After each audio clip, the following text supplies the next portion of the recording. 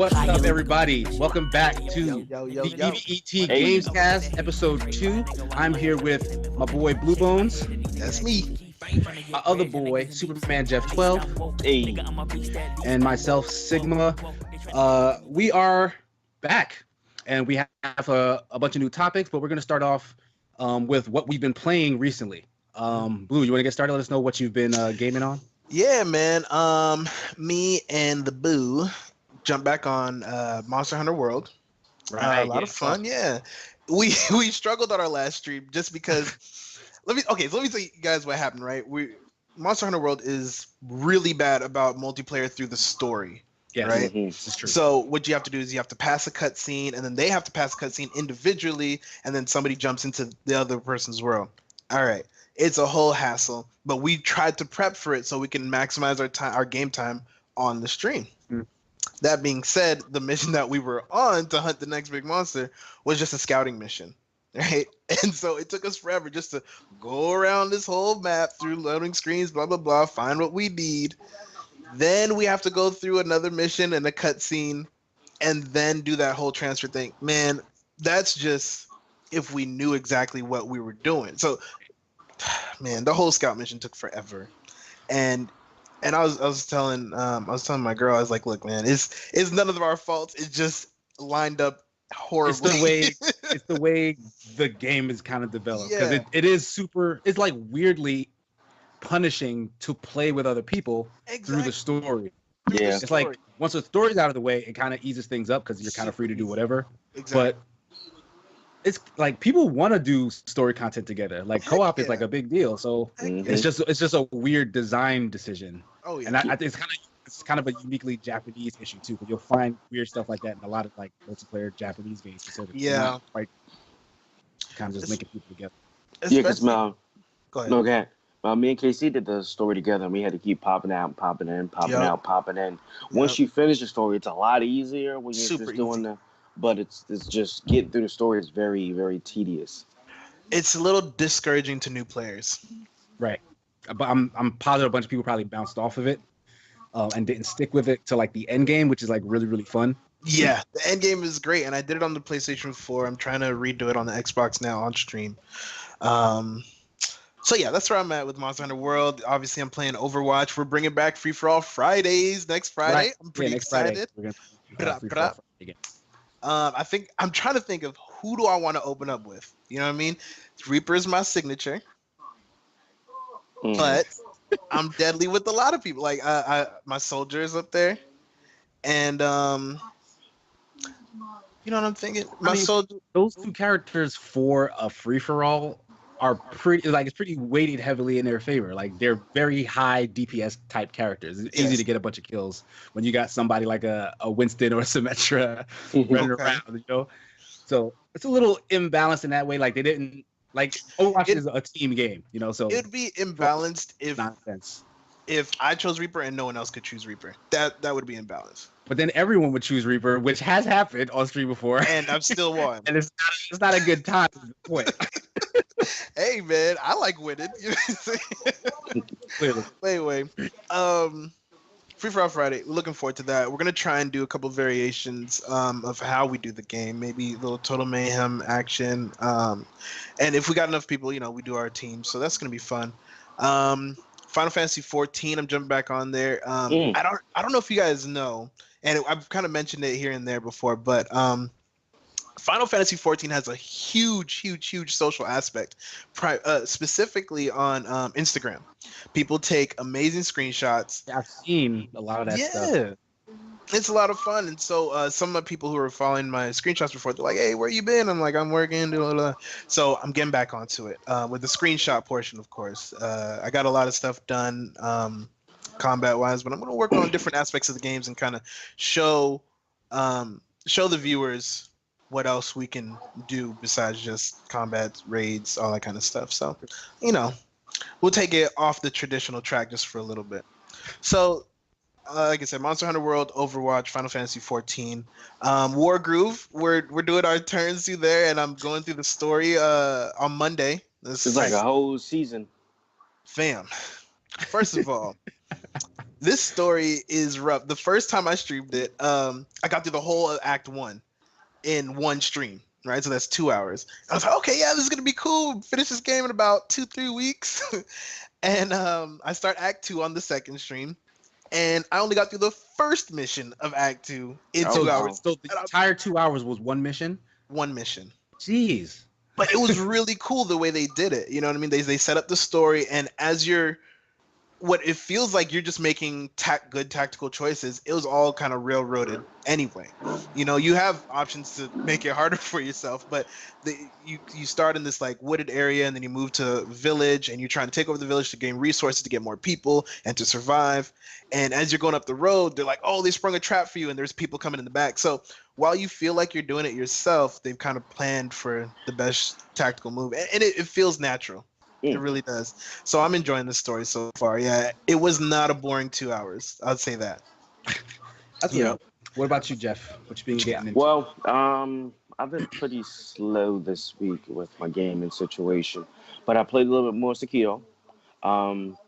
Where are you at? I finished the first boss. I'm in the second area. I'm close to. When you say first boss, do you mean like the big boss, the guy who was on I think the horse was the first one? Yeah, him. Yeah, okay. And, the guy who busted through the gate yelling his name. Yeah. I'm like, oh man. Okay. Let's go. But so I beat him. I'm getting used to the combat. It's a very big stealth focused kind of playthrough for me, because go in, get those quick finishers off. If I get into there's too many people and I got to go straight on, I'm dipping out. I'm becoming undetectable again, and I'm going back and doing it. Like the big chubby dudes with the big bellies and the yeah. I don't fight them straight up. Yeah, they're like kind of bosses in their own way. Big boys. Because if you don't, they got like tons of health. And if you finish them, execute them, it's a one shot. Like, why wouldn't I take a one shot over a drawn out battle? Right. Yeah. Because they will more than likely kill you, but if you can sneak up on them, you can definitely exactly. Hit them. Yeah. Now the people I don't like the most are the dudes with the cannons on their arm. They get on my nerves. I've only come across one of those guys though. I came across like 3 of them. I don't know what you had. On their arm? Sound like they're like holding like a Civil War cannon in their hand, using it like a rifle or something. Exactly. They remind me of the dude from Inuyasha when he was fighting that group of the demon hunters that were working for Naraku. You're talking about. And the dude had a cannon. They all had like Jew shards in their body or whatever they were. Yeah. Oh yeah. They were like a gang though. Yeah. Man, it's gonna kill me. And their leader had that huge sword. I remember that. Was the main guy's name like Byakuya or something like that? Something like that, yeah. And so that arc was like the best part of it. I feel like it was. But those guys, they were like a good series of bad guys, because they came in, they were wrecking stuff. But so Sekiro, a lot of division, which we'll probably go into a little bit later. We got a discussion about that. And Smash Brothers. That's pretty much it. Been working on my Smash game. Recently started maining Zelda. She's been doing pretty good. Mewtwo, I've been picking him up a little bit more now too. Was playing a lot of online matches with him. I think I played over this week I played like over 100 matches with him online. Wow. So What's your win rate looking like? Well, it was very low from the beginning with him. My Zelda's in she's like 3,800. Okay. Mewtwo's climbing back up to 1,000, but he was in like 1,500, like just 1,500. Okay. It was actually when he was at 105,000. But like I said, Zelda's getting close to Elite Smash. Okay. So I forget where Elite Smash, because I only have Toon Link in Elite Smash. I think it's like 4,000, 5,000 or something. I think it's in the millions. Yeah, that's what I mean. I keep saying thousands. She's at 38 million. She's at 3,800,000 million or something. Yeah, exactly. Yeah, I think, but I haven't used Toon Link in a while, so he may kind of just be grandfathered in at this point, and it may have risen above him because I think he's at like 4.5 million or something. But yeah, everybody else who I had in Elite Smash, like I had Inkling at one point, I had Adult Link at one point. They all dropped out because I was just getting my behind whooped. Because every time I leave and then come back, it's hard to kind of maintain that level and whatnot. But that's everything that you've been playing this week? Yeah, that's pretty much all I've been playing this week. All right, myself. One more thing. Yeah. It's a mobile game. I started playing that Dragon Ball Z Dokkan Battle. Oh, what is I heard that was good. Yeah, what is that? It's not a bad game. You collect different characters. You can you get these jewels. You can 5 jewels. You can do 1 summon. You can. So it's like the Fire Emblem. Yeah, exactly. Game. Yes.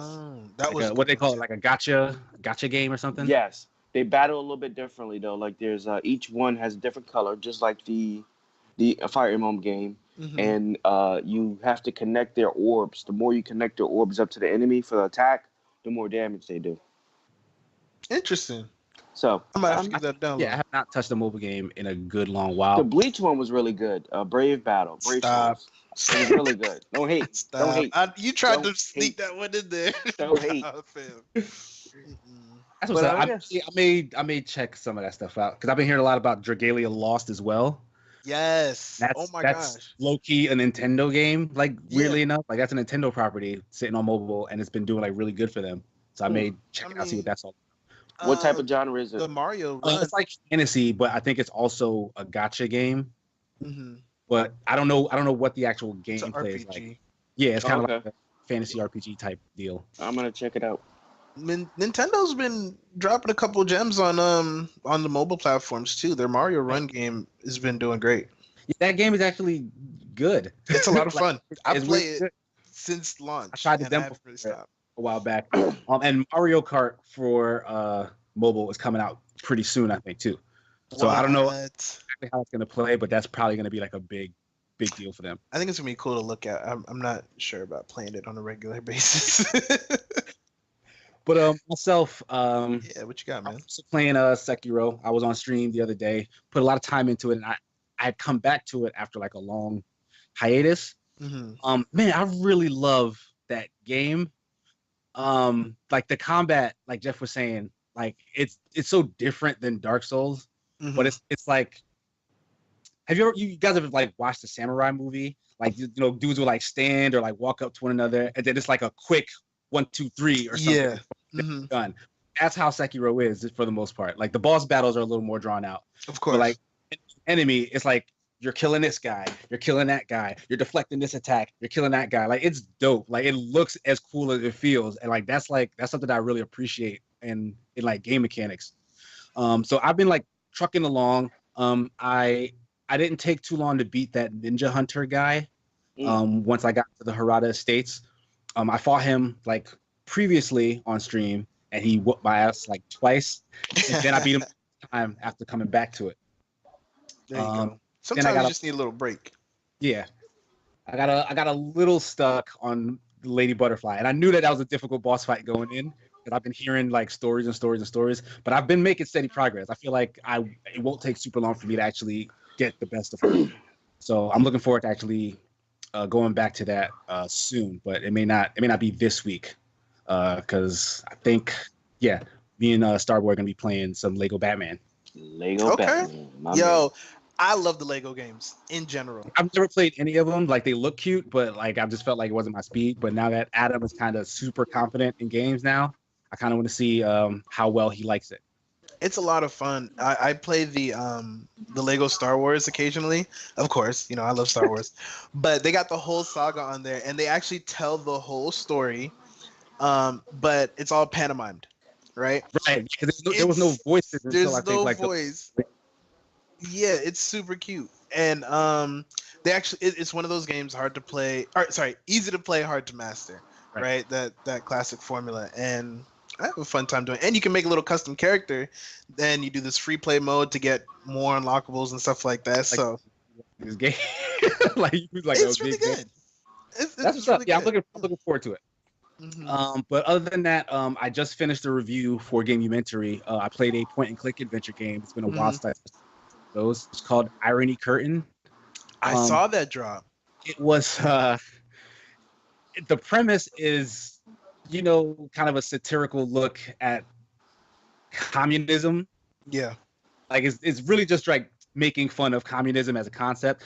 I'm not, a big political guy. Like I don't have a favorite government ideology or whatever. Mm-hmm. So I was just looking to see, what's funny about what people don't like about communism. And just nothing they wrote in that game seemed to really appeal to me specifically, I guess. Yeah. I don't know. Because I feel like if there's like good comedy in a game, and it is really hard to do comedy in video games. I'll give, but like really good writing, like even if you're a layperson, you'll be able to understand, what's going on. You'll get the jokes, you'll get the nuance or whatnot. And I don't know, maybe this game was a little too inside baseball. It's commentary, but very small target demographic for that comedy. Yeah, especially that particular political view. When you're gonna make a game that's kind of a political statement, it has to have really good gameplay as well. And adventures, they're not big on gameplay. It's mostly about puzzle and story. Like you figure things out, and then you want to let the interest in the story pull you through figuring more stuff out. And like just none of that stuff was hitting for me, so I did not really enjoy it much. But it's not my cup of tea. It may be for somebody else. Yeah, but definitely. You guys should check out the review and judge it for yourself. See what you think. Yeah, please do. Search on Gamementary for Irony Curtain review. Yeah. 2 minutes. Case has been dropping some gems on there, y'all. Yeah, I got a new game in the vault. I can't talk about just yet, but hopefully in a couple weeks. Leisure Larry. Congress. No, this got not I heard they're remaking that. Yeah, I heard too. Yeah, I did not. It's just little rumors on the internet. Pulse on the Leisure Suit Larry series, I see. But, oh man. So that's what we've been playing this week. We're gonna jump into our topics. First off, we got an update from something we talked about. Blue, you wanted to go into that? Yeah. So last week, if you guys tuned in, we talked about Magic the Gathering. One of the top players in the world, Watanabe. He was accused of cheating. If you saw the Gamescast, the actual video that we put out, we gave you a little update. But if you're listening, we found out that he was banned from the game, from the World Championships, and he was removed from the Hall of Fame. Jeez. So this guy's got all his prestige stripped away. Like, is there a time limit for his ban? Like, can he come back eventually? Yeah, there was a time limit. I did read there was a time limit. I think it was like it was either a year or 2 years that he was banned. Yeah. People were saying that they should have been banned for life, but I figure 2 years banned, he's losing all that money. Right. And plus he got removed from the Hall of Fame. So he has to essentially come back in and work all the way back up. Yeah, it's going to be a dark cloud over him the entire time when he does come back, if he comes back. Yeah, I was just about to say that. Like, 2 years is almost worse than a life ban because it gives him hope. You know what I mean? Right. He'll be sitting in his corner buying the time. Like, I can make this back. I can do this back. Can I not? And he's got to find another way of income. I don't think any kind of card game, right? If he's like, you know what, I'm gonna start doing Yu-Gi-Oh! World Tournament, they're all gonna look at him like, let me check your cards first, sir. Right. I mean, of course, and they should check his cards, and hopefully he's not cheating anymore. They should be checking everybody. I mean, they're two different games, so will his skills in Magic translate over to Yu-Gi-Oh? Who knows? If that's something even want. Yeah, but yeah.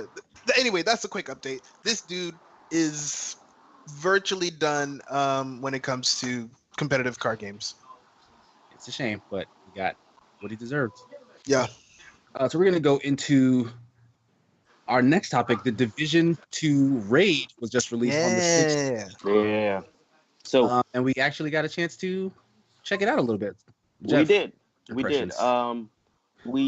got started a little late, had some technical difficulties. My impressions of it is they changed going in too. So I'm thinking, these mechanics, in comparison to the Destiny raid, we were introduced to certain mechanics throughout the game that kind of were incorporated in different patterns and whatnot when you got to the raid.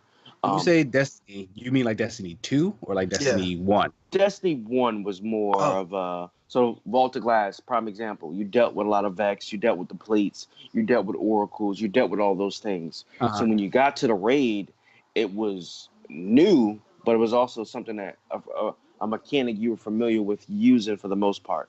Okay, I see what you're saying. Division, you didn't really have any mechanics to get used to in the main story or even in the end game. So going to the raid, exactly, there are some new. The boss we made it to seemed to be a different type of mechanic. You had to shoot him in the chest. You had to use the machine gun. You had to take down the ads. Exactly. So it was like, okay, this is new.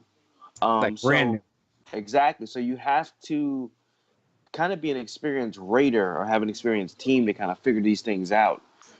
Otherwise, you can't go and be like, okay, this is something we dealt with in the game. Maybe this is what we have to do. That's not the case. I will say it is a nice change from the old ones in Division 1. What were they called?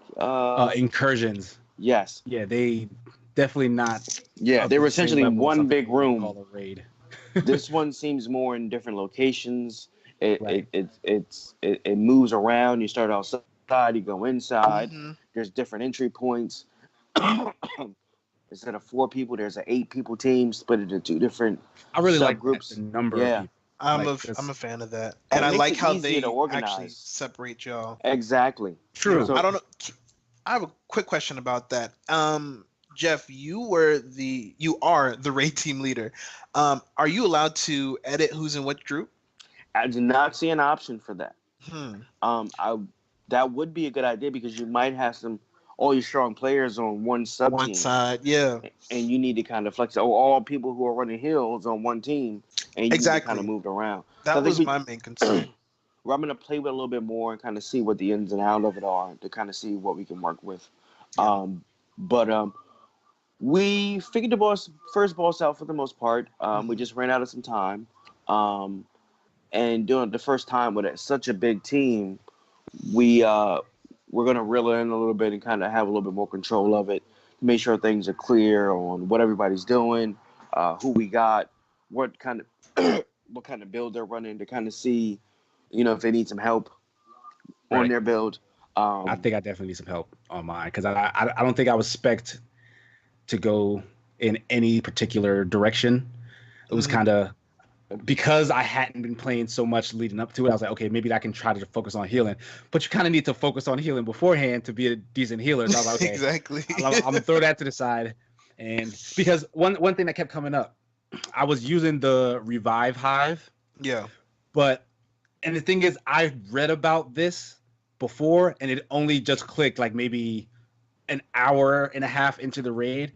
But when you throw the hive out to people who are downed, you then have to look at the person and activate it for it to actually revive them. It's not an automatic thing in that field. Yeah, so I'd forgot that. So when people were telling me like, "Oh, your hive's not doing nothing for me," I'm like, "Oh, maybe they threw an EMP at it. I don't know." And then I remember that. Yeah, it was still late that I realized, like, "Oh no, that's my fault. I didn't turn it." I didn't say nothing, but I think now we know who the culprit was. I was down in that field looking like John Travolta in Pulp Fiction, just like, what are we doing here? Like it revives automatically. Like if I throw it out or I die in it, I just come up. But yeah, so it's a weird thing they did. Like I don't know why it doesn't just automatically revive whoever's in it. That's kind of if it's on your person and you go down, it automatically deploys. I learned that the other day, which is super cool. Yeah, but if you throw it out, you do have to activate it on the down players. Because the first one had a kind of like a box that you put out. Anybody in that field would get revived. That's another thing, because it kind of worked like that previously in the first game. So I don't know. It was a weird kind of disconnect and miscommunication in the way the mechanic. And we learned a lot of stuff. Some of us haven't played together. Some of us have. I think we need to kind of do a build run. Maybe go in a dark zone, get a bunch of gear that we can kind of. The more people in the group, the more gear we can get. We could change. We could share. I might have a piece of gear you need. You might have I need kind of recalibrate some perks, and I think that's going to help us tremendously. Oh yeah. My initial thought, or I should say my overall thought, afterwards, after we did our first session, we're dealing with brand new team. I mean, you see this not just in gaming, but you see this in sports all the time. When a new team comes together, there's not always instant synergy. You know what I mean? People are learning other people's terms for things. Like us three have played together for a while, so we kind of know our play style. You always know that Jeff's gonna be way ahead, right? Jeff's gonna be doing his own thing way ahead. A lone wolf. And Casey's gonna be watching our back, and I'm just gonna be bouncing between the two, healing everybody. You already know that, right? Like that's generally how we do stuff. But not only are we inexperienced as a team with this 8-man team right now, but not everyone's experienced raiding, and you kind of mentioned that earlier, Jeff. Not everyone's experienced raiding, so we're kind of finding the balance between the experienced, the inexperienced, and how to get through this and make everybody experienced. You know what I mean? And we went in blind. We went in blind. We went in blind, which is always at the end of the day fun. Yeah, it's gonna be harder, but yeah, I kind of like that. Like I like because the thing is and the thing is like raids have existed long before Destiny and whatever. Like the MMO space is where this stuff comes from. Yeah. And I was never a big MMO guy, but I love that concept of a big group, collectively trying to figure out how to beat game design. Like Destiny was the first time I really experienced that, and I thought it was amazing. And I was excited to see the Division's take on that. More or less, it looks like it's the same. Like they saw what Destiny was doing that was successful, and they kind of copied it. And I'm not mad at them for that. Like I feel like they did it in their own way. Yeah, like everybody can't reinvent the wheel. Like so, I wasn't expecting sometimes just put some spinners on it. Right. That's it. Throw some glitter on them. But I did like what we got to see so far. We didn't get too far in. We were just kind of struggling on that first boss. But the way they kind of like you can instantly see like there are roles that kind of need to be filled, and like the puzzle is really figuring out how to efficiently get those jobs done with all the ads and the enemies and stuff who are attacking you. So like that's fun to me. Like I enjoyed that.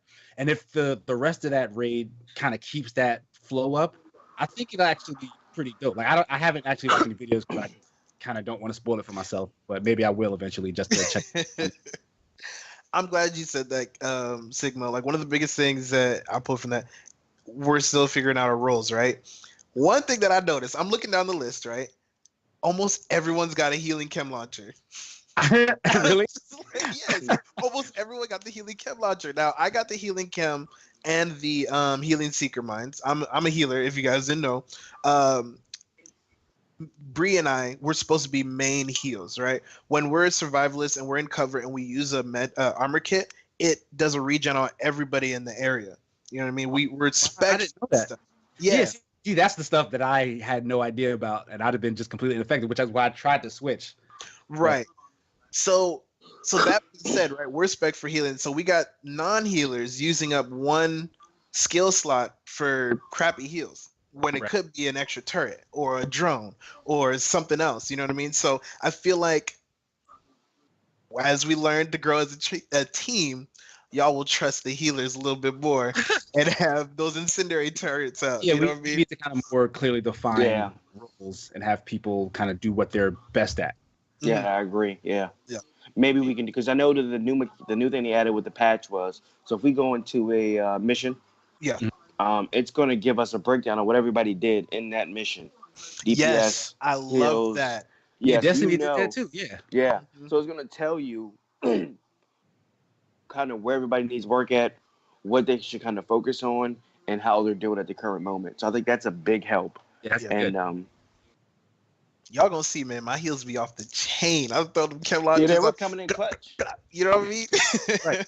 So yeah, I'm looking forward to giving it another try. Hopefully, we'll get to do that soon. Yeah. But off of the Division. Yeah, man. Some interesting news hit the internet. Apparently, a new Mortal Kombat movie is gonna be dropping. So this is a reboot. I'm assuming. Is Disney doing it? I don't know who's doing it, to be honest. I would guess New Line Cinema, because that's who did it before. Maybe they still own the rights, or maybe it was sold. Matter of fact, no, that doesn't make any sense. Warner Brothers owns NetherRealm and Mortal Kombat, so they would probably. That's true. Yeah, they would probably be the ones who would have the film rights, I would guess. But I mean, I don't know. Business is weird, so I'm not sure. I'll double check that in the future. But that's not important right now. I want to talk about basically Mortal Kombat is the one fighting game that has a ton of like story in it. Huge. Lord. And they've continuously tried to mine that for other media. Like there have been previous movies, been live action TV shows. There's been an animated cartoon back in the day. If you guys remember that, I remember that with the Street Fighter one. Yeah, it was terrible. So it wasn't great, but it was dope. They had toys for those. Yeah, they had toys for the cartoon, and those toys were dope. At the time, I thought that cartoon was the best thing because they had like G.I. Joe. They had all those animated cartoons. Yeah, and that was the first time I experienced kind of like a crossover thing where they had this one guy traveling to all the different shows trying to collect this orb. Yeah. And I thought that was like the coolest thing ever. Oh, that's why. Free cinematic universe right there. Yeah. Let's go. So I wanted to ask you guys, like, how do you feel about Mortal Kombat as a visual medium? Because, you know, they've continuously tried to kind of adapt its storylines from the game to movies and TVs and stuff. And what do you want to see from a new Mortal Kombat movie in 2019 or 2020, whenever this thing gets released? Well, if you noticed, the newest games have kind of been like a cinematic movie. Yeah. It was like the characters become more realistically looking. There's been plot twists. There's been a little bit of everything. And the way the scenes progress, where you're playing from different people's point of views, I've kind of actually added to that. And if you haven't seen it already, the one on Machinima, the internet Mortal Kombat series, right? Yeah, that was amazing. Yeah, I actually watched a lot of that. And I didn't see all of that, but it was really good. Yeah. Yeah, you should definitely finish it if you haven't. But it was really, really good. And I think with the technology we have now, compared to what we had when the first movie came out, forget the second movie. Let's not worry about that. First movie was great. I agree. Honestly, it did its job. I haven't seen Detective Pikachu yet, but I've always maintained that first Mortal Kombat movie was the best video game movie made to date. Oh, because it is a really fun and true to life adaptation of that video game series. Like it's a good watch all around. And all the characters. That the theme song was not like a cultural phenomenon. No, you're right. I'm trying to think of. That was dope, man. That took over the world for like a year. Yep. It's still. Who didn't go to the movies to see that? Right. It's still relevant. So, matter of fact, first you go ahead, Terrence. I think I got a lot to say about it. Yeah, I don't have too much to say about it, but I will say I respect the journey. Right? I respect that they got this story and they're like, you know what? Let's use it. Right? There's lots of games. Let's talk about Blaze Blue, right? Huge fighting game, lots of lore, nothing to show for it. Okay? Right. So I love Blaze Blue. Is the same guys who did Guilty Gear, right? They have good stories, but they don't do anything with it. So for Mortal Kombat, I respect the journey. I don't like the theme. I'm gonna be completely honest. Mortal Kombat doesn't really do too much for me. I feel like the characters are so disconnected, not just visually, but just their whole realms. It doesn't work for me. Okay. It doesn't work for me, but I respect the journey. I want them to do well because I see the ambition in the team. You know what I'm saying? And the owners who want this lore to get out there in different mediums. So yeah, do it to it. I'll watch it with my friends. But are your friends T, H, and C? My friend is the couch and my girl. Now don't worry about that person.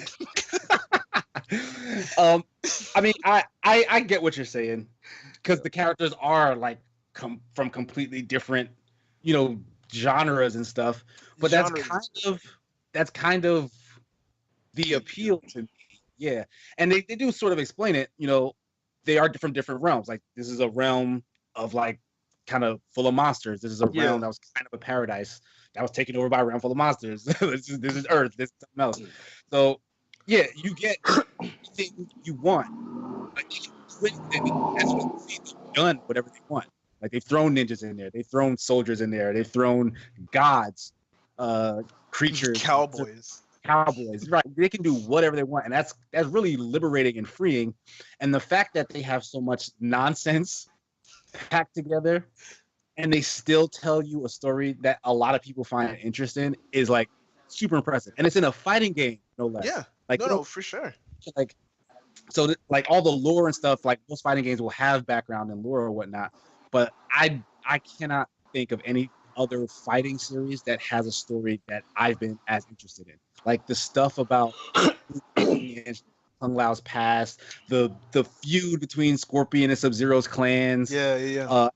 Newer stuff like the lineage with Sonya and Johnny Cage's daughter, and then Jackson's daughter. Like that stuff is actually like really interesting. Like they introduced they introduced new characters like every single game, and some of them they're all to the wayside for the most part. I wouldn't go that far. Some of them, I said, for the most part, they're relevant. Wait, who? And then the last game even had Freddy and Jason and well, yeah, those freaking. So that's not. They try out so much, and then, like what's good, they stick with, and what's bad, they'll forget about. But in terms of like story, like they could go Mortal Kombat movie, and it was just about Sub-Zero. I would watch that, and I feel like it would be a good story. It would be more focused. They don't have to go on everything. But matter of fact, Mortal Kombat can do its own cinematic universe in a way. They can do a movie and put them up like an actual Mortal Kombat tournament and stuff. I think that would be cool. Yeah. So this is, I agree with that, right? And on the lines of that, I think that's part of what pushes me away from it, right? Now you're saying it's the randomness tied together. I feel like what it feels like to me is 5 failed comic book series that they're like, well, let's just throw it together. And it worked. Yes. But like individually, I think their stories are so generic and either generic or just obscure. Not one feud is, not one realm that they're in is very interesting to me. Right. I respect that. Yeah. I don't agree with it. I don't respect it. But yeah, like I said, more power to them. But I mean, so then in a reboot that's coming up, what do you think they could do that would then appeal to you, who doesn't like the individual stories as much as, say, the overarching story? That's tough. That's a tough question. Because at the core, Mortal Kombat is like, it's a tournament movie. Like you've seen martial arts movie that's center tournament. All animes have tournament arcs. Of course. So, me and my girl just watching Hunter x Hunter, man. We got past that battle tower. I love it. So a story that's built around a tournament has been done before with these disparate characters and stuff from the Mortal Kombat universe. Like, do you think that it's possible for them to get it right? So this is the thing, right? Now we kind of brainstorming at this point, right? These tournament movies are just about the tournament for the most part. You're not diving deep into everyone's individual backgrounds. Yeah, you go, okay, this guy came from this clan and his whole clan was killed, and so he's coming back for revenge because he knew the other dude was going to be there, blah, blah, blah. Okay, cool. We get it, right? So they've only been about the tournaments, but there's so much depth in each backstory here that it would have to be a cinematic universe for me to be in it. Does that make sense? So if they started with the group like, say, Justice League did, it's probably going to be a harder time for someone like you to kind of pick up on what's going on and get into it. I feel But if it all leads up into like the first Mortal Kombat tournament, you got like 4 or 5 movies. You got Johnny Cage's movie. You got Sub-Zero versus Scorpion. You got the whole thing with Kotal Khan. Well, I don't think he was around during the first tournament. But anyway. No. Also, I like Kotal Khan. I like Kotal Khan, even though he did get his butt whooped in MKX. I like him. You need MK. Kotal Khan is just destroyed. That's pick up 11. But yeah, if they do those individual stories, right, first, and then say, then they just have one movie called like MK or something like that. It's like, oh, this is the big tournament. I'll get hyped. But if you start from the conglomeration, I'll watch it with my friends. I'm not gonna go do it by myself. All right, Jeff, what about you? Oh Like, no, you I'm feel like excited for it. I was a big Mortal Kombat fan. Played a lot of it from Sega up to 64. Even Injustice series was kind of actually DC versus Mortal Mortal Kombat? Kombat. So that Yeah, was a I good actually game. like that game. And that's where that's they kind of weird because started to that's learn. considered one of the bad ones. I So that know. wasn't bad. They I started to know. build from that, and that's when they got Injustice. And Yeah, from their first I like the story in Injustice, Injustice too. Yeah, they started to work on the combat and stuff like that. And I think they learned a lot from that and incorporated it into Mortal Kombat 10 and Mortal Kombat 11. So I'm super excited to see how they're gonna pull off a movie and with today's technology, how they're gonna what it's gonna look like. okay. Sigma, you said real quick you liked Injustice 2. Now, did you mean Injustice as well or Yeah, number as 2? well. But I did like 1 and 2. I thought both of them had good stories. The first one probably better than the second one, Much better than the second one. but I enjoyed the same way Mortal Kombat. It's the same developers, NetherRealm. They're under Warner Brothers. They kind of trade off on Injustice and Mortal Kombat, but Mhm. they're doing the same thing in terms of the way they tell the fighting game story. So, it was an original story, so they didn't like copy something from the books. Like they kind of came up with their own thing Yeah. for the games, and I I really really like the premise. enjoyed them. Yeah, Yeah. but Anyway, all yeah. right, Mortal Kombat. We're gonna go to something more fantasy based. A We're going to go into this topic of the Game of Thrones writers Yep. who are now going to be helming the next Star Wars movie, right? Bob Iger, chairman of Disney, said, "Hey, Game of Thrones, dude, is going to be taken over after the last Skywalker. Rise of the Skywalker. Is that what it's called? Rise of the Skywalker? The Rise of Skywalker. The That's Rise what it's of called. Okay, gotcha. Yeah. So we can even talk. And that's another subject. The Rise of Skywalker is a whole other subject. We'll talk about that another time. But Game of Thrones, most people agree that seasons 1 through 7 was an amazing ride. Right? Most people agree that. Season 8 has been very linear and predictable.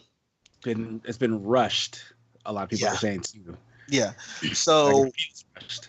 yeah. So that's what's scaring all the Star Wars fans right now. Because at first, like if they had released this like last year or something like that, everyone would be like, "Oh yeah, this is gonna be amazing," blah blah blah. And now we're just like, are they losing their touch? I think it's more so because I feel like Game of Thrones fans were blaming the fact that they have the Star Wars project on why they wanted to rush and end Game of Thrones, because, and I cannot verify this, but it does make sense to me, this theory that's out there that says HBO were willing to give them more money, more episodes to finish the plot, because it's the biggest thing on TV right now. It used to be Walking Dead. Walking Dead has gone down. Game of Thrones is number one right now. So why would they be in a rush to end that cash cow show? It doesn't make sense unless the people who are writing it kind of wanted to close things up and move on to something else, like a big Star Wars movie. Like, that's the theory. How much bigger? I mean, they're making stupid amounts of money with Game of Thrones, and it has the potential to be an amazing masterpiece if they just end it right. Would they really throw that away for Star Wars? Bruh, are you forgetting? I love Star Wars. I know. Like, not even like, Star Wars is a major thing in its right. Yes. But it's also now under Disney. Disney owns Marvel. Their last movie became number one as the $1 billion box office, whatever. True. Like, I'm sorry, as big as Game of Thrones is, it cannot compare to Disney properties, and especially a property under Disney like Star Wars.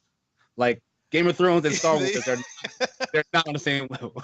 So, I do love the analogy. Like, they would want to. On top of that, they just acquired Hulu, so they just added more stuff to that. It's like, I do love the analogy that Disney is Thanos and the Infinity Stones include Star Wars, include Fox, and they're just kind of using that stone right now. I guess from seasons 1 through 7, I feel like these guys had artistic integrity, Mm-hmm.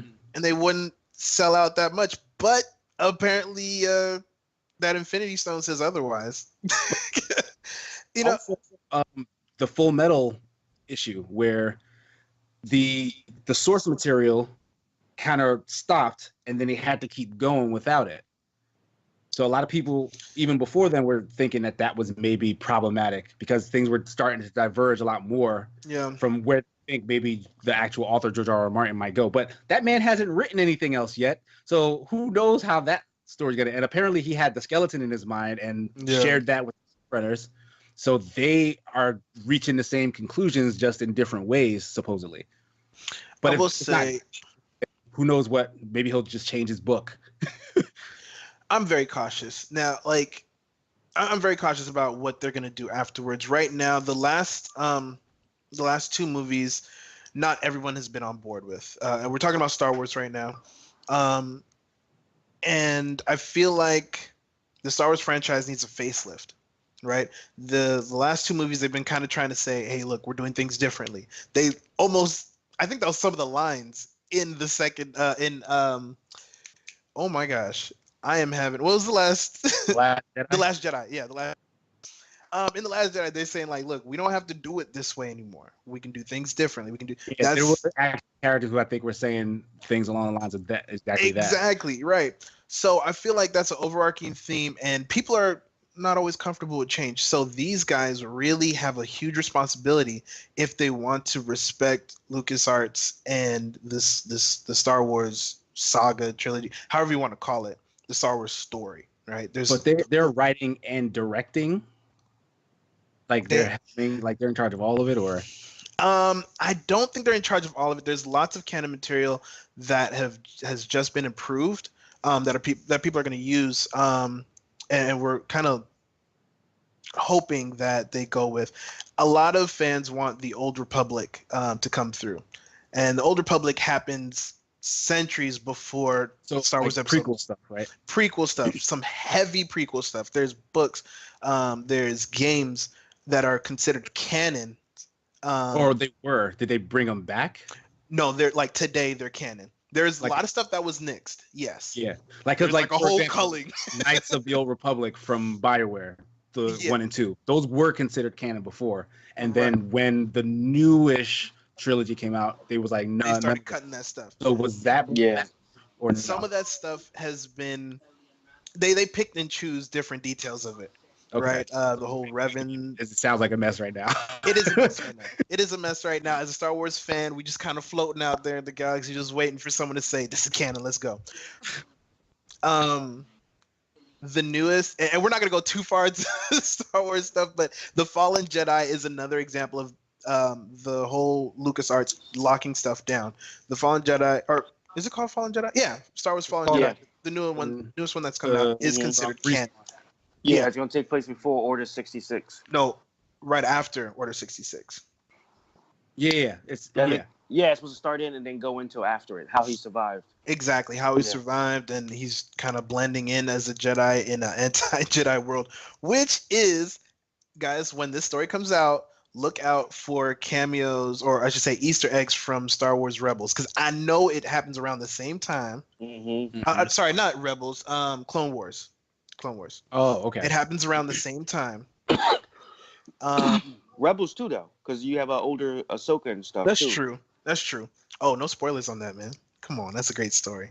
No, I'm just. You haven't watched that? Yeah, if you haven't watched it. That show was old though. Like, I'm sorry. It's been out for I a love minute. it so much. I don't want to spoil it for nobody, but I definitely understand it. It's way past its expiration date. Anyway, what I'm trying to say is, LucasArts is locking stuff down. I'm hopeful. I'm happy to see that they're doing some stuff. I don't know what these Game of Thrones guys are going to do. Hopefully they pull from the good canon stories that are out there right now. So you don't want them to come up with an original thing. You want them to adapt something that already exists. Adapt something. Work on something that's already good to go, that the fans already like, that's already canon. I don't know. I think I would want to... Sorry, go ahead. No, my bad.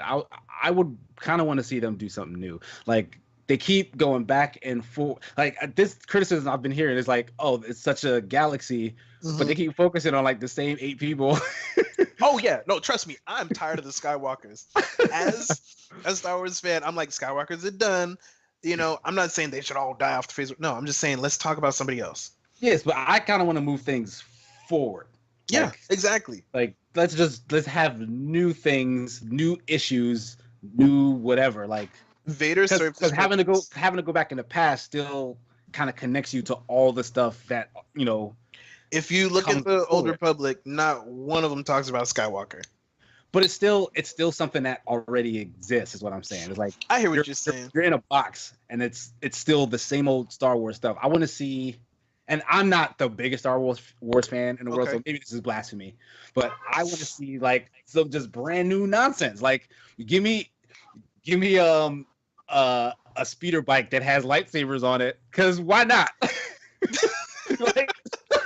like I want to see something crazy. Like, how did you feel when they showed Kylo?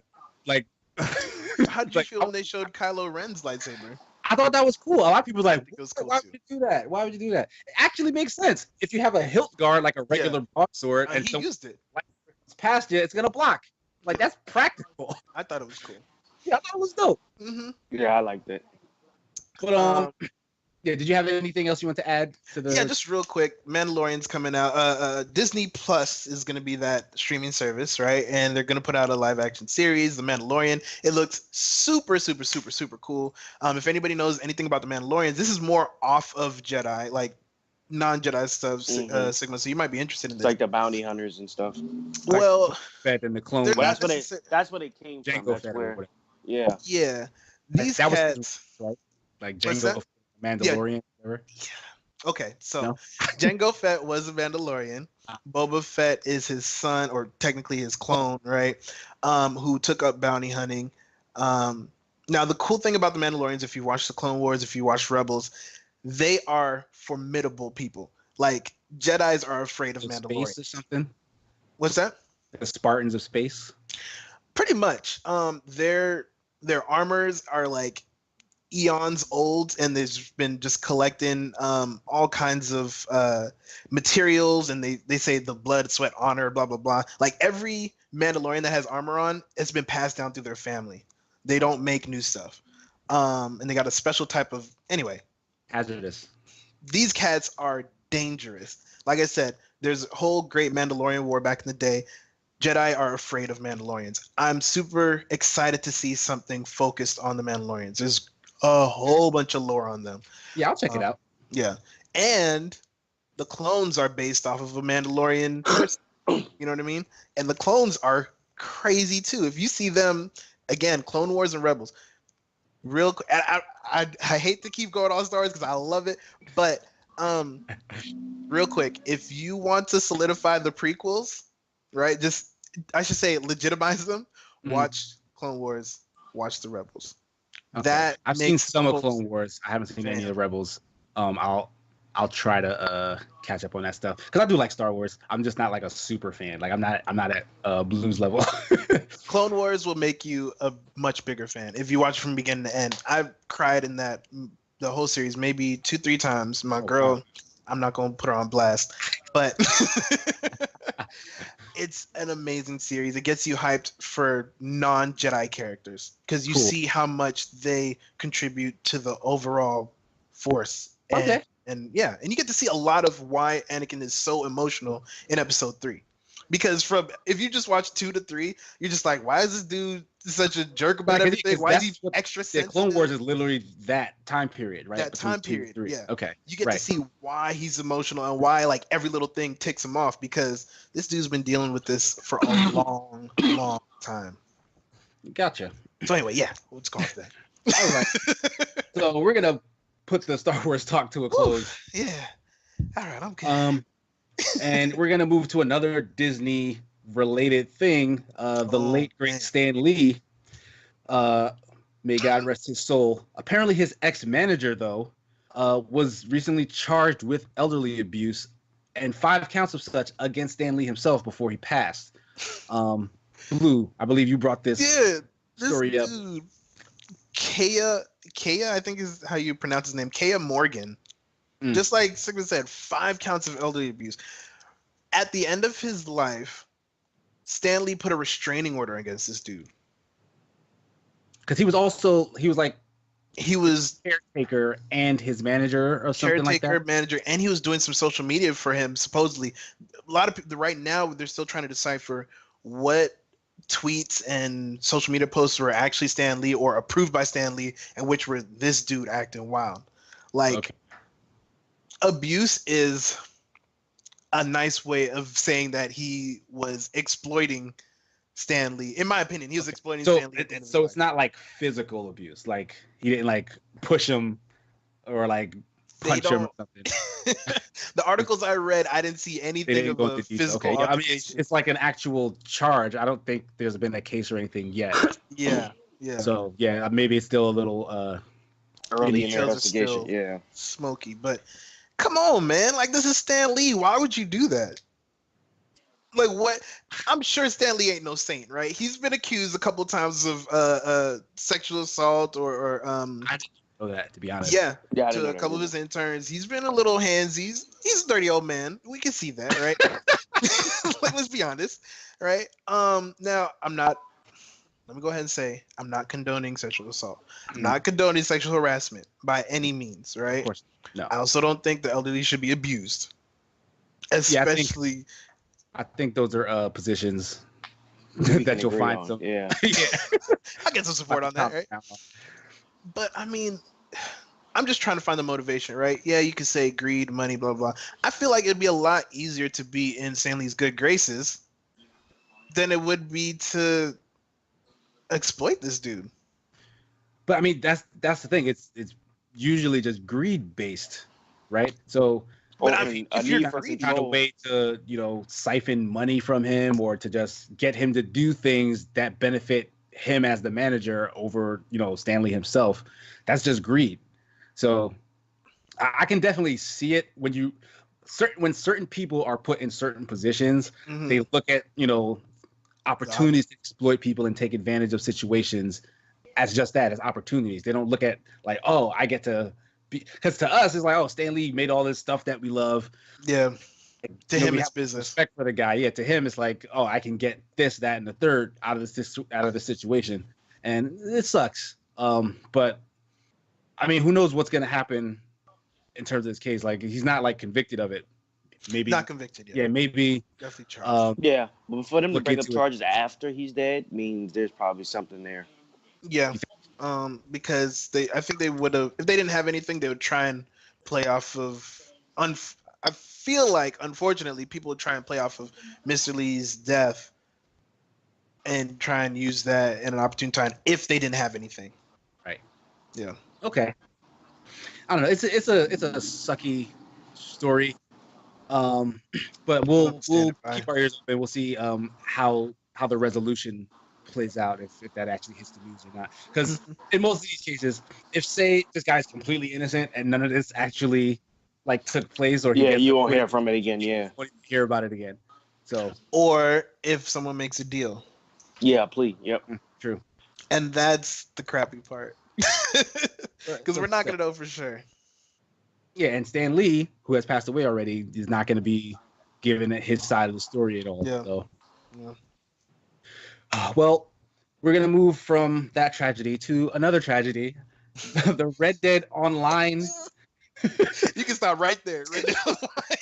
Red Dead Online has finally exited its beta stage. So the initial launch, and it did come about a week or so after the game launch, as a beta, they said. We jumped in there, I believe, for a good amount of time. And really didn't find too much to do. It was kind of barren in terms of stuff to do. It's very realistic. I mean, yeah, that's kind of one of, as critically acclaimed as Red Dead was, that was kind of one of its biggest criticisms. Is that because they were so hell-bent on recreating things, the pace was so slow in plotting, like the movement was slow in plotting, like fast travel literally had to go in a carriage and then they would take you still on like a 2-3 minute cutscene across the location. Like, you would literally have to ride your horse from town to town. It could take you anywhere from like 5 to 10 minutes just traveling. Like Oh, they heck really no. wanted to immerse you in that world. And for some people, they were like, I get it. I understand this. I mess with it. Other people was like, yo, this is a video game though. Like none of this is fun. And that translated into Red Dead Online in a lot of ways. Like you have GTA Online to compare it to, where there's like fun, craziness, like high speed chases, whatnot. The Wild Wild West is cool on paper, but in practice, there just wasn't a lot there. But they've done a big update now. One of the biggest things with the online mode specifically was kind of griefing, right? You get in, Yeah. all anybody else really wanted to do was fight each other. They would kill you, they would hog tie you, they would mess up you even trying to do the bit of story missions that are in the online mode. They've addressed that where you can play offensively, where everything is the same as it was at launch, or you can play defensively now, where stuff like tackles and lassos won't actually affect you. So people reduce damage, etc., things like that. Yeah. Yeah. So real quick, that's basically a system that they already had in play in GTA 5. It's called passive mode. Yeah. You can still do a certain amount of missions. Obviously, you can't do everything, right? Because you need some danger in certain missions to make it worth it. But it's passive mode. You know, if you want to get through your story, you do your story. If you want to fight people, you fight people. That's the offense defense mode. So I'm not. I feel like that should have been implemented way before because they already had that template. Right. And they knew what it did. And they did add more story content as well. Like whatever story was already in there, there are like additional chapters. There's like new game modes. So like they're trying, but I mean, does anything about what they're adding to it sound appealing to you guys? Like for you to want to go back and check it out? I'll probably hop on just to see how it feels now compared to what it played at launch. But like I said, the time period kind of restrains it on what can be done. So it kind of, for me, it wonders what can I do in it to actually have more fun than I had in the original story. Did both of you guys finish the original story? Mm-hmm. No. Yeah. No, you didn't. So was it because of time or you just weren't feeling it? Life stepped in the way on that one, and I had to get some other things done. But I will say about going back to the online mode, after playing GTA 5 and knowing that it's the same people, it just feels like, okay, you gave me this product that I know you can do better, right? It's like, and I don't have kids, but I'd imagine if I know my son is amazing in math and he comes home with a C on his last test, I'm like, fam, what are you doing? Just like question marks everywhere. You know what I'm saying? Like, what are you doing? I know you know how to do this. So what are you doing? Yeah, it's a good question. Like, I mean, maybe their vision, because GTA Online is still such a big, popular powerhouse. It brings in tons of money. Like, they still do updates for it even after Red Dead release. And those updates are bigger than anything Red Dead's putting out. I don't know. Maybe it's possible. Maybe they don't want Red Dead Online to be as big as GTA 5. I mean, it sounds crazy, but. So one thought I had, right, is that they're focusing more on the story and the immersion of being in the Wild West versus GTA 5, where you have lots of flexibility, right? And you're going out there and you're being as wacky or as explosive as you want to be, right? I feel like they're maybe trying to do a online sim of the Wild West. Right, because you know what? I think like the role players, like the Wild West role players, are actually they're probably really liking it. Yeah, they really have a lot of fun in that game. Yeah. So maybe they are really just making a different thing. It's not for us. People are, yeah, exactly. Maybe it's not for us who kind of just want a little bit of more hijinks versus simulation. Because even as you say that, right? And I was reading the article on I think it was on GameSpot. Mm-hmm. They said that with the new story installments, you can go a gunslinger mode, or you can go outlaw mode, right? Oh, right. Like good guy, bad guy. Yeah, but they already said that you rendezvous at the same point to fight a common enemy. So it's just like you're only going in there to experience the story for yourself. You're not even going in there to, oh, what's gonna happen next? You already know. Right. They're already releasing this information. So I feel like if their goal is to immerse you in this in this Western that they've written on some Westworld stuff, right? Cool. You did it. I'm not. It's not me. It's not moving you. It's not flexible enough for me, especially in an online multiplayer realm. I think you're underutilizing it. I would agree with that. Ferrari you guys remember going the speed limit. You guys remember GTA 4? They released 3 story content DLCs that were fantastic. Yes. And They then, actually made them standalones, right? Yes. Mhm. But I think you still needed to have GTA 4. I don't think they were like separate from it. Okay. But they also did one for the original Red Dead, like the Undead Nightmare story. And that was also that was fun. Yeah, that was really also, good. like, an amazing thing. I'm wondering why even do the online mode for Red Dead? Like, So you can have your buddy with you. Because if it didn't, everybody would still ask for it. You said everyone was asking for it? I said if they didn't, we would still be asking for it. Right. We know what they can. Ooh, man, woo. I think they could have got away with keeping the online stuff in GTA 5 and even maybe doing like a Wild Wild West playlist where like maybe they give you some guns and they could throw horses in like, and then You're right. Okay, if you like, it's their own. They own both games. Like, do that if you want to do Wild Wild West stuff in an online space in GTA 5. That game is crazy enough to get away with it, Real talk. and then just pump out more story content for Red Dead. Yeah, because that's the best. Honestly, I think that's an excellent idea because as it is right now, just like you said, GTA has lots of playlists that are all over the place, right? Yeah, you can do whatever. They already have an area that's kind of like a desert land. Right. All you got to do is have the outfits that you choose from, just like you do with a heist. Yep. And replace cars with different horses. Mm-hmm. I think they could get away with that, and it would be a lot of fun. And just call it the Red Dead 2 playlist. Playlist, yeah. I'd even pay for that. I think I'd pay for that. Yeah, they could have made that paid DLC. They don't charge for anything else in GTA Online. But I don't know. I'm not feeling what they're going for with their online services there. Like, and it does seem redundant in a bad way because the stuff that they're offering is different from GTA 5, but none of it is good. So it's like, why would I buy it? If I'm gonna pick one of these kinds of games to play online, I'm gonna go to GTA 5. Easily.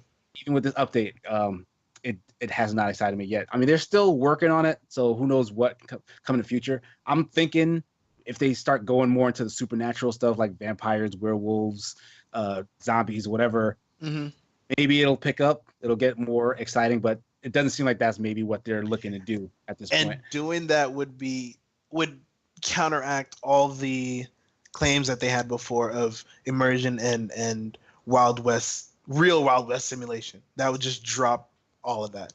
Right. Yeah. It's not something I feel like they're looking to do. So I may never go back to Red Dead Online. I love the base game. Thought it was fantastic. But Red Dead Online is very disappointing. Okay. So on a lighter topic, we have Sony coming to Microsoft and coming to an agreement to use their Azure cloud platform for game streaming. So Can I give them a slow clap? So two bitter gaming rivals, or at least the internet would have you believe that they're bitter gaming rivals, have reached an agreement to utilize one another's services for the betterment of gaming in general, right? For the realm. or this is a united front to back Google Stadia. Google. Yeah. You think Google's that much of a threat at this point? These are some I'm going to out there right now. Microsoft was already turning the wheels for this. They've been planning to do game streaming as a service for a long time now. The what do they call it now? I'm blanking. The not games with gold. Game Pass. Oh, the subscription to Game Pass, yeah. the fact that they have a library of games at your disposal that you can then, just download and pick and choose and play like Netflix. Yeah. Is missing one thing, the instant ability to do that, because you do have to use physical space. You have to take the time to download, and you can only switch between what you have downloaded at any given time. You add that library to a cloud platform where you literally just look at the pictures, you pick one, and you're playing the game. That is revolutionary. Microsoft has been trying to do it. Google has also been trying to do it. We just found out. So they're going to be a big player in this field. They're only focusing on streaming, which may be the one misstep, because Microsoft has the consoles in your house and they have the streaming. Sony, up until this deal, literally were like, oh, well, we just have the console in your house, because they tried the game streaming with PlayStation Now. They did. It was really terrible. bad. Yeah. Like, they bought the company who used to do online, I believe. No. They bought a company called Gaika that does game streaming, and then turned it into PlayStation Now over time, and it's just never been a good version. Like, they don't have infrastructure, because outside of electronics, Microsoft is a big company. They have cloud services that are only rivaled by Amazon, and Sony cannot compete in that field at all. You're right. You're right. So they have no other option unless Sony, and this is kind of what I thought, maybe try with Amazon to build something, but this makes a lot more sense. Go with the guys who go with guys who are already in the gaming space, and unite against this common enemy. Because it sounds like Naruto and Sasuke teaming up to fight Madara. That's exactly what it is. Because for decades now, the console wars have always kind of come back to like a big three. There's never like four concurrent things going on at once. Hold on. A big two and a baby third. And a baby third. I respect Nintendo. That's always been there. What would you say is the baby third? Nintendo. No. That's a It depends on the year. The GameCube, while it was a good system to me, it didn't contend with the 360 and the PlayStation 2. You're right. It was definitely third place that generation, but they still held mad market share. They did. Mad market share. The That's Wii what I'm came saying. out. They still there. They sold tons of Wiis. The Switch came out. But as far as now you can't really say quality games. I mean, because at the time they weren't getting a lot of third-party games that you would normally get on Xbox or PlayStation. The big games were coming out for them. You always went to Nintendo for the exclusives. Exactly, so, and they've been kind of like anytime they had kind of an off platform launch, they've kind of dragged themselves through it with the quality of their own first-party games. Exactly. So I maintain. Because Nintendo's probably not going to get into the streaming stuff anytime soon. Like, they're always behind the curve. They don't care. They got their own thing. Half the care is their luxury. Like, they don't have to worry about this. Sony, on the other hand, they're claiming to be, high tech, revolutionary, state of the line, state of the art. I mean, so for them to not have this kind of functionality, if it becomes popular, because there's a chance it could fail. People maybe aren't ready for streaming yet.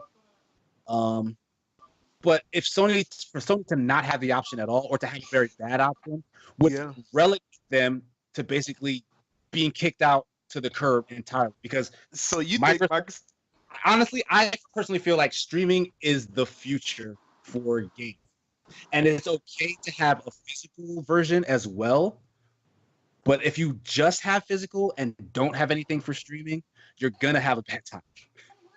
Unless you're Nintendo. Nintendo do their own thing. Exactly. Nintendo do their own thing. So Sony was in trouble until this news, in my eyes. This makes it so that... So you think Microsoft bailed out Sony? I really do. I honestly do. But think about it. They're using their platform, so they're getting a share of... Oh, of course. Oh, yeah. So, we bailed them out, but we're going to help ourselves. There was also... there's some other service that Microsoft is getting from Sony out of the deal. Let me just real quick. Like better looking controllers. Sorry, on the controllers. Yeah, Microsoft controllers are way better than Sony's. But I loved my PlayStation. Sony's image sensors, which it plans to use to create new intelligent image sensor solutions. I have no idea what that means, but that's part of the deal. Okay, Sony is giving some technology that Microsoft tends to use. No more Connect, please. Honestly, they don't need a separate device, but they should put some of that Connect functionality in the box itself. Because as far as voice commands go, yes. Yep, yes. Exactly. We don't need no images. We really don't. We really I mean, don't. yeah. It's like a blatant spy camera in my house. Think of this. We're probably going to get some VR options next generation. And you're going to need a camera. I'm tired of VR. I'm gonna be honest. I know it was like our vision of the future for decades, right?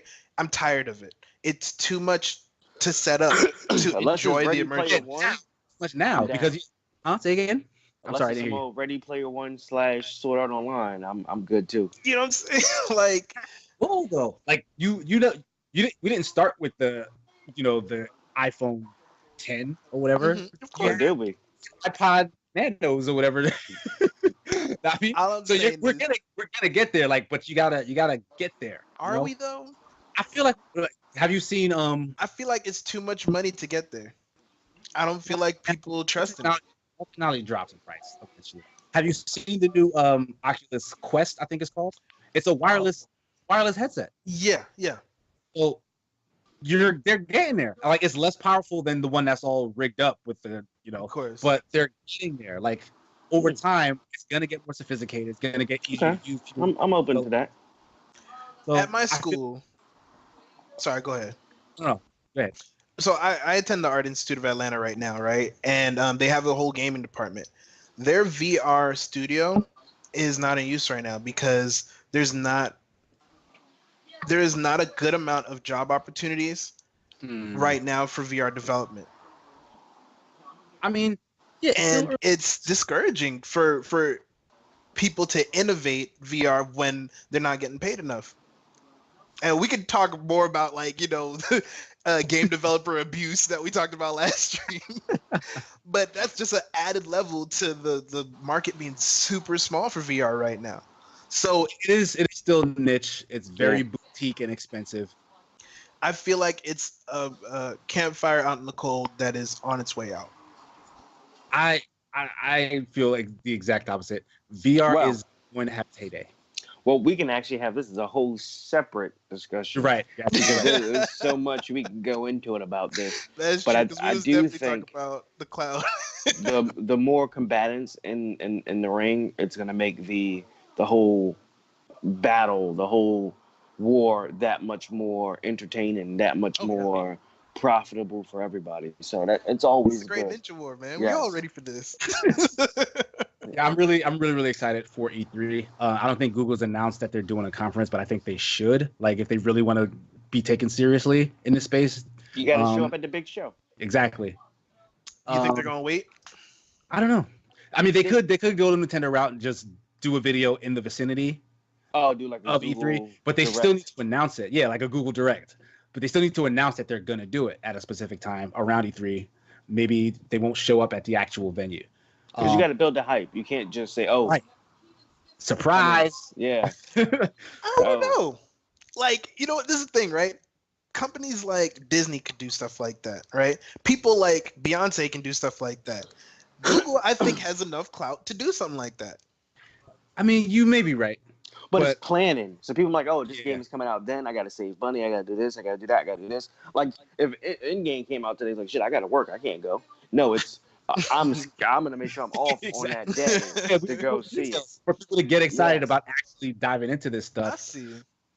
And people might not necessarily know about it. It's a big flex, though. Exactly. If they do it like that, it's a big flex. E3 is one of the few things that mainstream media pays attention to. True. I mean, Google is a big enough deal that mainstream media may pay attention to them, but they do so much stuff. It's like, okay, Google's doing a video game thing, whatever. But show up at E3, give details about, the price, like how the service will work, the exact release date. That'll get headlines. People will maybe look forward to it in the future because they did say it's coming out 2019. So it's not much longer until we actually get to Tri-Stadia. So I don't know. All of this is super exciting. I can't wait to see what happens. Now that Sony and Microsoft are, talking on more friendly terms, maybe the cross-play stuff could be, another thing that they can kind of hold over Google to be like, oh, well, you can cross-play if you have either Sony or Microsoft and you want to do streaming or consoling, and Google's over here in their own cloud, and we don't have no connection to that. So make your choice. Like that could be a deciding factor. Heavy. You know, that's heavy. Cool. I can't wait to see more. Yeah. I'm down. You know what? I trust Google. I do too. I'm gonna be honest. I love Google as a service. I really want to. I'm gonna be the skeptic. I'm gonna wait and see. Google does so much. How many things have we heard about that sounded great and I did, and just didn't finish, didn't deliver? Anthem is not that bad. You gotta play it. You can't judge it until you play it. I'm not gonna lie. Okay, and this is gonna be a very quick side story, but I love. Right. Sorry. Jeff, whenever you stream Anthem, I love watching it. I love watching the gameplay. And then I do a little bit more research, and people are like, the drops suck. The missions suck. The story was terrible. Blah, blah, blah. But those are all the same things people would say about Destiny. You're right. What? Destiny eventually got it right, though. Destiny was a problem at first. But eventually didn't we struggle through it? We did. We not, and still had fun. I like the story of Destiny. Yeah, because I did not. I didn't think it was that much. There was no story. Yes. Destiny the lore was hinted at. There was but it lore. Wasn't there. There was no. I like getting the light stripped away from you in the first in Destiny 2, and then you have to build your way back up. Yeah, two. But as a first outing, Destiny 1 was not. They had to change voice actors. They had to. Peter Dinklage, why? You getting exotics turning into purples. You got purples turning into blues. They had to go through all that. Loot caves, everything. Well, you know what? We'll talk about Anthem another time. Right. Yeah. That's a whole separate discussion. Yeah, you're right. Okay. So we've reached the end of episode 2. I want to thank Blue Bones. That's me. Superman Jeff. What? And I want to thank you. Oh, thank you. Yeah, we appreciate you, Sigma. Real quick, we're just going to plug our stuff. Where can people find you, Blue? You already know. My name is Blue Bones, BLUB0NES. I'm on Mixer as BLUB0NESXB. All right. You catch me on Facebook too with Play with Blue Bones. Remember that O is a 0, y'all. That's why I keep saying it. Yeah, do that. Facebook, Mixer. Got a little Twitter, Instagram action. You'll see it around there. You see it. I'll post it up. But pay attention to those two the most. That's where you're gonna see me on a regular basis. All right. All week. We will catch you, Jeff. You can catch me on Mixer at Superman Jeff 12. Also on Facebook with Superman Jeff Plays. So definitely hit both those up. We stream all week, different games, not just the podcast and not just the same game. So check out each and every one of us. We got some cool stuff this week too. That's what up. You guys can find me at Sigma Gears 9 on pretty much everything on social media. I have a Twitter, I have an Instagram. Check out the Gameumentary YouTube page. I'm part of the reviews team, so please give those videos a watch, as well as the other actual documentaries that are on that channel because they're actually really good. Also, my Mixer is the same as my Xbox tag, Sigma Gears 9. So check that stuff out. I will also be streaming stuff with my son over the course of the week. So please check us out. I want to thank you guys again. And we'll be streaming Smash Brothers later today. So definitely come through and check us out. Smash Sundays. Come through, come play, come check it out. Whatever you want to go for. Hey Sigma. Yep. Where are we putting these Gamecast videos? Where can? We now have a YouTube, BBET Gaming. You will see all of the BBET Games-Cast podcasts on that channel. We also have an audio-only version for all you listeners out there. So check your favorite podcast station. If it's not there yet, we're working on getting it there in the future. I do know for a fact that it is on Spotify now. Yeah. So it's there. That's pretty much it. That's it. Thanks for stopping in. Thank you guys for the discussion. That's episode 2. We're out. Peace. At least I'm woke, nigga, I'm a beast, at least I know. Whoa, trying to get rid of me, but I am the epitome of acidity. I could spell it and get it to be. I had a dream and I seen just what I'm finna be, the shit is obscene.